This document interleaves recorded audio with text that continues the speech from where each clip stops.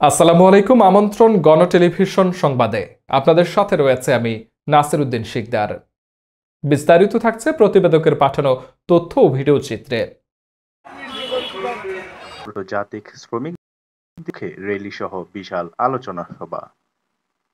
পঞ্চগড় শ্রমিক দিবস উপলক্ষে চৌরঙ্গী বটতলীর আশেপাশের সমস্ত পেশার শ্রমিকগণ ও রাজমিস্ত্রি শ্রমিক সংগঠনের আয়োজনে বর্ণাঢ্য র্যালি ও আলোচনা সভার আয়োজন হয়। উপস্থিত ছিলেন কামাত কাজলদিঘি ইউপি চেয়ারম্যান জনাব মোহাম্মদ তোফায়েল হক প্রধান। বিশেষ অতিথি হিসেবে উপস্থিত ছিলেন পঞ্চগড়ের বিশিষ্ট সমাজসেবক ও ব্যবসায়ী জনাব মোহাম্মদ লিটন।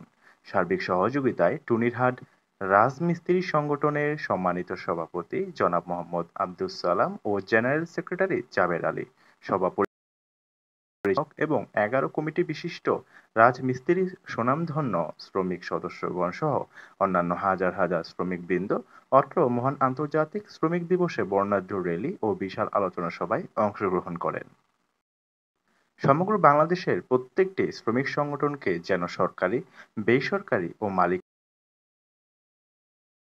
সম্মানী ন্যায্যভাবে প্রদান সহ সরকারি, বেসরকারি ও মালিকানা সকল বিভাগের শ্রমিকের মর্যাদা, মজুরি, বেতন।